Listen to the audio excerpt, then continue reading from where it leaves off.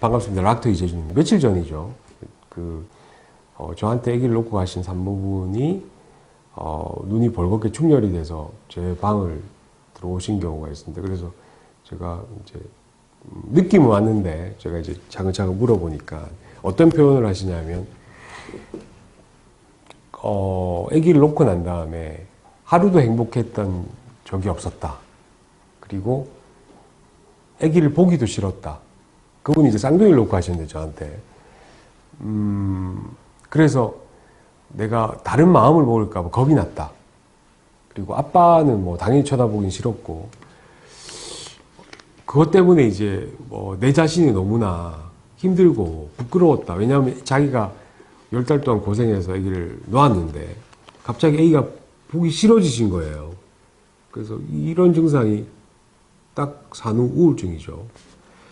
산전에도 생깁니다.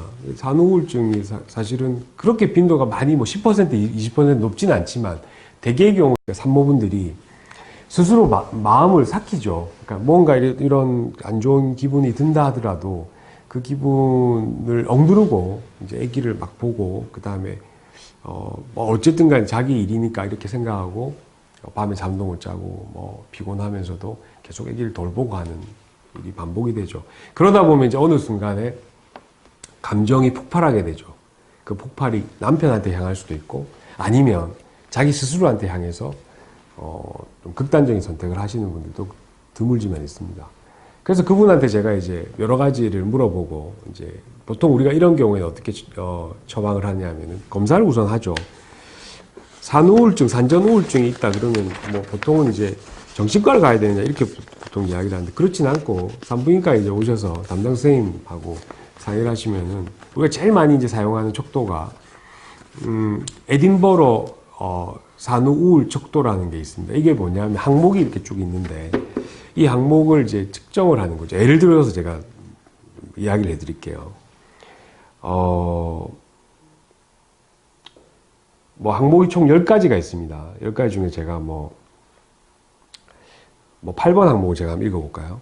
슬프거나 비참하게 느껴졌다. 이런 질문이 있습니다. 그러면은 맨 위의 답이 그렇다. 대부분 그랬다. 두 번째 답이 그렇다. 상당히 자주 그랬다.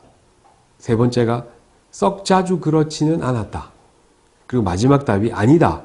전혀 그렇지 않았다. 이렇게 이제 항목 4개 중에서 하나를 선택을 하는 거죠. 즉, 위에 있는 답일수록 이제 안 좋은 답이죠. 뭐 10번 항목은 나 자신을 해치는 생각이 들었다. 굉장히 위험한 생각이죠. 그런데 그렇다, 아주 그랬다. 뭐 때때로 그랬다. 뭐 전혀 그런 적이 없다. 맨 밑에 답은. 그리고 이런 식으로 해서 이제 항목이 10항목이 있는데, 이 항목을 체크를 해서 물어보고 측정하시면 안 되고, 우리가 요 설문지를 드리고 조용히 앉아서 자기가 측정을 해서, 이 점수가 점수 대별로 있습니다. 그러니까 항목이 위쪽 부분의 항목을 이제 많이 선택하신 분일수록 당연히 산후 우울증일 가능성이 높겠죠. 그럼 이제 산전에도 마찬가지입니다. 그러면 이제 이 검사 결과지를 제가 보고 어떻게 하냐면은, 그냥 내버려뒀을 경우에는 사실은 본인의 어떤 정신건강에도 문제가 되지만, 태어난 아기, 뱃속에 있는 아기, 그리고 가족들에게도 문제가 될 수도 있습니다. 그래서 제가 약을 처방을 합니다. 보통 이제 약을 그럼 먹으면 어떻게 되냐, 수유도 안 되고, 뭐 만약에 임신 기간 중에 내가 산전 우울증에 걸려서 약을 먹게 되면 아기한테 기형이 생기는 거 아니냐라고 하시는데, 사실은 기형이나 이런 거를 일으키지 않는 범위 내에서의 약을 제가 보통은 처방을 하고, 대개의 경우는 이제 항우울증제, 우울증 약이라고 생각을 하시는데, 그거보다 조금 약한 단계의 약들이 있습니다. 그래서 그 약들을 먼저 제가 처방을 한번 해보고, 그 약 정도로 충분히 이제 뭐 이런 어떤 기분들이 이렇게 바뀔 수 있다 그러면 사실은 약을 복용하시면서 그냥 쭉 지켜보면 되고, 이런 경우에 이제 가장 중요한 게 그거죠.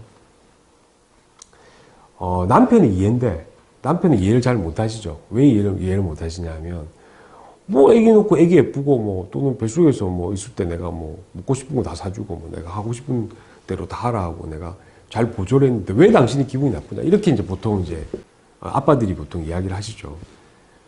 그런데 이게 임신이라는 것 자체가 굉장히 큰 호르몬 변화입니다. 예를 들어서 뭐 우리가 생리 직전에 호르몬 에스트로겐, 프로게스테론이 확 올라갔다가 이제 그 호르몬 수치가 조금 떨어지는 요 상황일 때도 생리 전 증후군이 나타나거든요. 그 심한 경우에는 도벽 같은 게 생길 수도 있고, 뭐 예전 드라마에서 많이 나왔는데, 그것뿐만 아니라 우울증도 생기고, 그 다음에 폭식이라든지, 뭐, 갑자기 뭐 폭언을 한다든지, 하여튼, 감정의 기복이 굉장히 심해지면서 우울증이 오는 이런 경우가 있는데, 임신 10달을 생각을 한번 해보시면, 일단 호르몬, 에스트로겐, 프로게스테론 호르몬은 굉장히 낮은 수치가 되겠죠. 왜냐하면 뭐, 이게 뭐 이렇게 기복이 있는 게 아니죠. 전체적으로 이제 생리나 배란을 안 하시니까 억제되어 있는 상황이고, 이 큰 호르몬 변화로 인해서 우리가 무드의 어떤 변화가 오게 되는 거죠. 무드의 변화가 오면서 평상시에 이제 뭐 밉지 않던 남편이 밉다든지, 또는 뭐 짜증이 난다든지, 별일도 아닌데 불안하다든지, 밤에 잠을 잘 못 잔다든지, 우울하다든지, 이런 여러 가지 이제 증상들이 막 나타날 수가 있습니다. 그래서 아빠가 이 점을 먼저 인지를 하는 게 중요하고, 그리고 키포인트도 사실은 아빠가 이런 엄마의 어떤 감정 변화를 잘 캐치를 하고, 그 캐치를 하면서 거기에 보조를 맞춰서 조금 더 관심을 가져주는 것.